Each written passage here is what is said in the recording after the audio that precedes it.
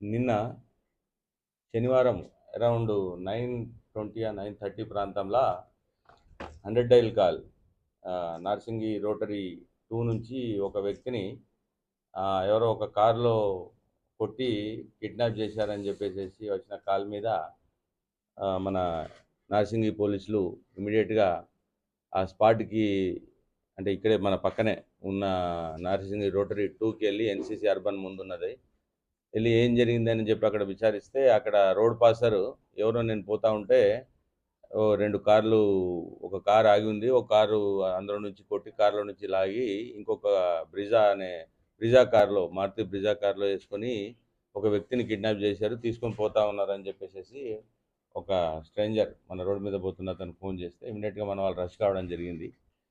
తర్వాత అక్కడ ఆ ఫోను, తర్వాత ఎస్క్రాస్ కార్, అది వైట్ కలరు, ఆ పక్కనే ఆ కారులో కాస్త అంటే రక్తం ఉండడం, ఆ చెప్పులు అలా పడి ఉండడం, ఆ పక్కనే ఫోన్ పడి ఉండడంతో ఇమీడియట్గా నార్సింగి ఇన్స్పెక్టర్ గారు స్పాట్కి రీచ్ అయ్యారు.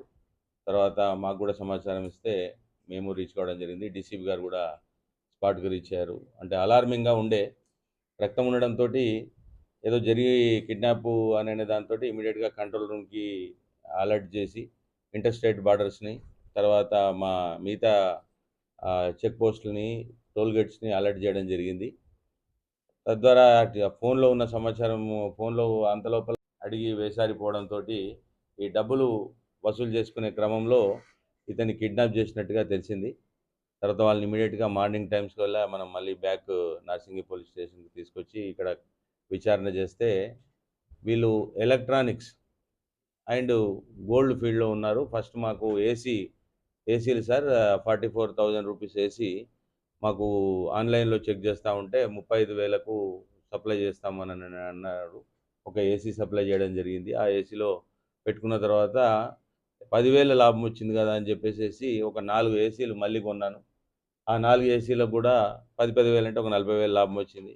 ఆ రకంగా ఏసీల బిజినెస్లో ఇతనితో పాటు నేను అసోసియేట్ అయ్యాను సార్.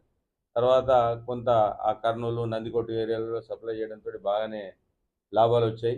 తర్వాత ఈ 2 నెలల క్రమంలో ఆయన గోల్డ్ కూడా బులియన్ బిజినెస్లో ఉన్నాను నేను. నాతో పాటుగా మరి మీరు ఏమైనా ఇన్వెస్ట్ చేయగలిగితే మీకు మంచి లాభాలు వస్తాయి. 75 అంటే ఆ తులం బంగారం మీద, అంటే 10 గ్రామ్స్ కొంటే ఆ 10 గ్రామ్స్ మీద ఒక 10,000 మిగులుతున్నాయి అనే దాంట్లో కొంత మొదట సప్లై చేయడం జరిగింది.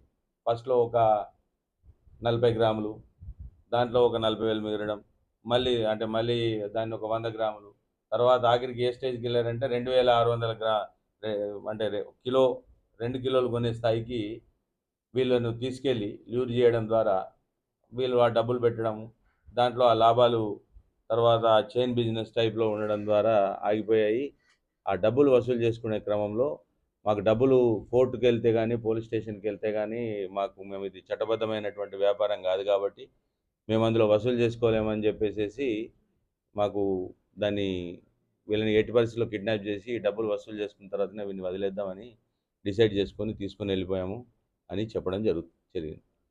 అంటే అది వాళ్ళ భార్యదిగా ఫోను మన వాళ్ళు ఐడెంటిఫై చేసి వాళ్ళు ఎవరు ఏంటి అనేది తెలుసుకుంటే, ఈ శేషవర్ధన్ రెడ్డి నందికొట్కూరుకు సంబంధించిన వ్యక్తి గత కొన్ని రోజులుగా, అంటే గత కొన్ని ఏళ్ళుగా మన దగ్గర హైదర్ షా కోర్టు బండ్లగూడలో ఉంటున్నారు. వాళ్ళ ఫ్యామిలీ వాళ్ళు ఎలక్ట్రానిక్ అండ్ ఈ గోల్డ్ బిజినెస్లో ఉన్నాడు 4-5 ఏళ్ళ నుంచి. అతనికి సంబంధించిన ఒక పార్ట్నరు, లేడీ పార్ట్నర్ కలిసి బిజినెస్ చేస్తూ ఉన్నారు. ఆ బిజినెస్ కార్యక్రమంలో భాగంగా ఈ మధ్య కొద్దిగా తేడాలు వచ్చి దాంట్లో చాలామంది వ్యక్తులు ఆయనకు ఫోన్ చేస్తూ ఉండడము, అందులో ఒక క్రాంతి అనే వ్యక్తి ఈ మధ్య బెదిరించడం జరుగుతుంది. అతనికి సంబంధించిన రావాల్సినటువంటి 2.5 కోట్లకు సంబంధించిన లావాదేవీలు డబ్బులు ఇవ్వాల్సిందిగా బెదిరిస్తున్నాడు సార్. మరి అదేమన్నా జరుగుంటుందేమో అని చెప్పేసి అనగానే మరి ఇమీడియట్గా స్పాట్కి రమ్మని ఆమె కూడా రావడం జరిగింది.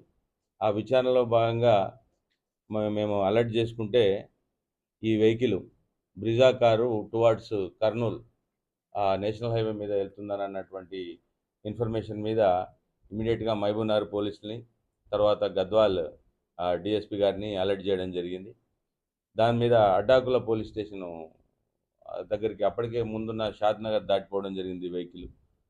అడ్డాకుల పోలీసులు వాళ్ళ దగ్గర ఉన్న టోల్ గేట్ దగ్గర ఉన్న అక్కడ ఉన్న ఎస్ఐ మహబూబ్నగర్ డిఎస్పి గారు వెంకటేష్ గారు వాళ్ళంతా అలర్ట్ చేస్తే అడ్డాకుల డిఎస్పి మన అడ్డాకుల ఎస్ఐ గారు ఈ వెహికల్ని ట్రేస్ చేసి అక్కడ రాత్రి 12:30 ఆ ప్రాంతంలో పట్టుకోవడం జరిగింది. ఇమీడియట్గా చూస్తే వాళ్ళు కూడా ఇమీడియట్గా మాకు ఫోన్ చేసి చెప్పారు. ఇక్కడ నుంచి ఇమీడియట్గా మా టీము ఆల్రెడీ ఒకటి ఆన్ ద వేలే నేషనల్ హైవే 44 మీద కర్నూలు సైడ్ ఉంది.